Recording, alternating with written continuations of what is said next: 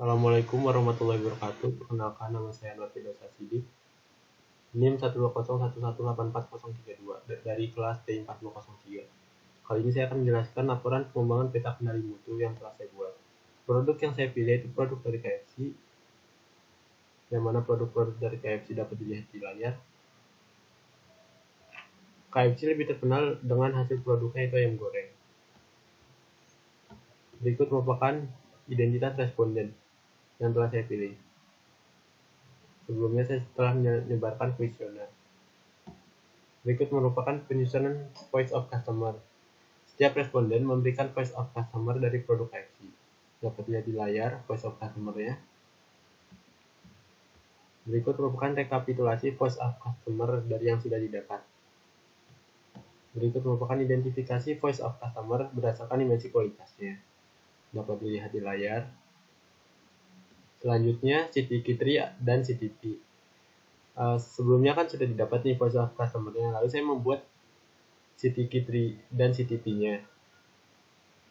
Dapat dilihat di layar. Misalkan untuk voice of customer kualitas produk KFC, CTP-nya ayamnya yang renyah, bumbunya di ayam yang meresap, dan kesesuaian pesanan, dan lain sebagainya dapat dilihat pada layar.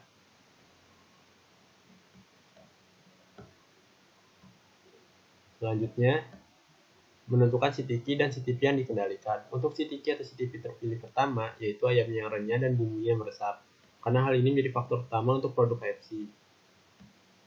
Untuk yang terpilih keduanya, kesesuaian pesanannya. Karena jika pesanan yang dipesan tidak sesuai, tentunya akan menyebabkan kerugian baik dari pihak customer maupun dari pihak KFC-nya.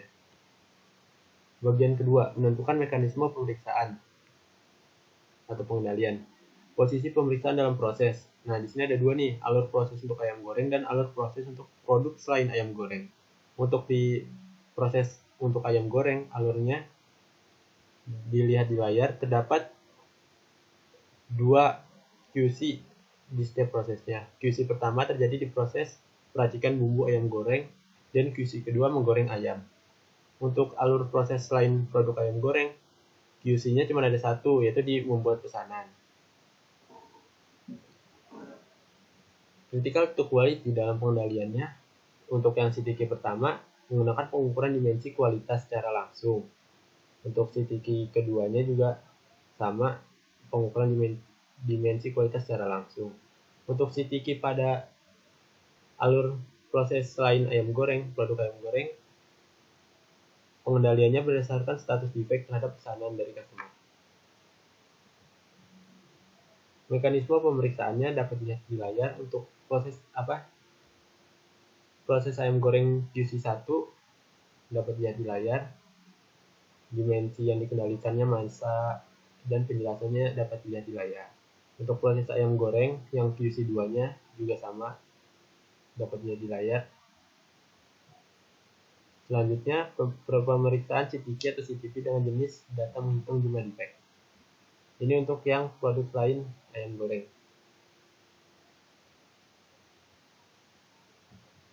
Ini untuk tingkat ininya. Maksud saya untuk kesesuaian pesanannya. Selanjutnya, aliran aktivitas pengambilan data, mekanisme yang ditentukan. Aktivitas pemeriksaan untuk CTQ terpilih pertama, untuk karakteristik bumbu dan kerenyahan ayamnya di satu, dapat dilihat di layar aktivitas pemeriksaannya. Selanjutnya, aktivitas pemeriksaan untuk CTQ terpilih 2, yaitu kesesuaian pesanan, dapat dilihat di layar. Selanjutnya, bagian 3, pengambilan data pemeriksaan. Berikut merupakan form pemeriksaan CTQ atau CTP untuk bumbunya yang meresap, menggunakan CTQ atau CTP terpilih ke-1. Periode pemeriksaannya ada 30, banyaknya sampel juga ada 30, dan data hasil pemeriksaannya ada 3, karena titik sampel sebelumnya saya memilih 3. Nah, jumlah titik sampelnya mekanismenya 3. Lalu ini form pemeriksaan untuk tingkat panasnya api, sama seperti sebelumnya, menggunakan terpilih pertama. Pengambilan sampelnya juga banyak sampel ada 30, data yang hasil pemeriksaannya juga ada 3. Selanjutnya, pengambilan data pemeriksaan CTP terpilih kedua. Ini untuk kesesuaian pesanan. Sampel size-nya 6, number of defectives-nya ini menggunakan line between, jadi ngacak. Sebelumnya juga menggunakan line between sesuai ketentuan yang telah diberikan. Selanjutnya pembuatan peta kendali mutu.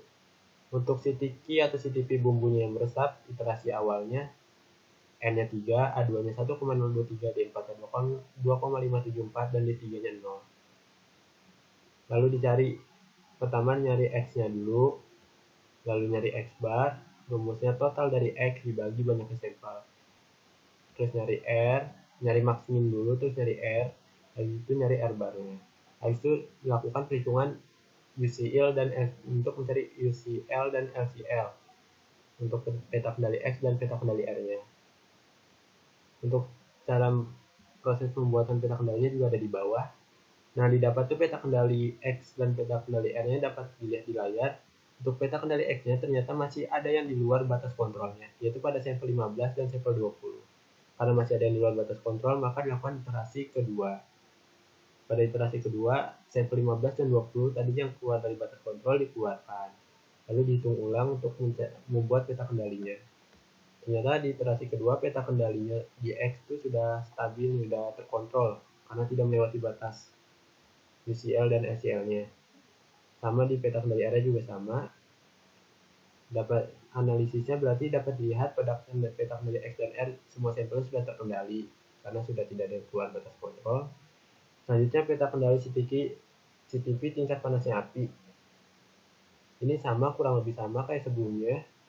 Nyari X bar, terus R barnya, nyari peta kendalinya. Dilihat masih ada yang di luar batas kontrol nih, ada banyak banget. Untuk yang di luar batas kontrol dapat dilihat juga di analisisnya. Selanjutnya dilakukan iterasi kedua. Yang keluar batas kontrol dikeluarkan dan hasilnya sudah terkontrol peta kendalinya. Selanjutnya peta kendali untuk CTP terpilih kedua. Ini menggunakan P-cap. Kita nyari P-nya. Cari UCL dan LCL-nya. Caranya juga ada di bawah. Nah, ternyata di sini sudah terkontrol nih. Jadi tidak perlu dilakukan iterasi kedua. Di NP-cap-nya, si datanya tuh tidak melebihi batas kontrol UCL dan LCL. Jadi semua sampelnya sudah dalam batas kontrol. Kurang lebih segitu presentasi dari saya. Mohon maaf apabila ada salah kata. Wabillahi taufiq wal hidayah. Wassalamualaikum warahmatullahi wabarakatuh.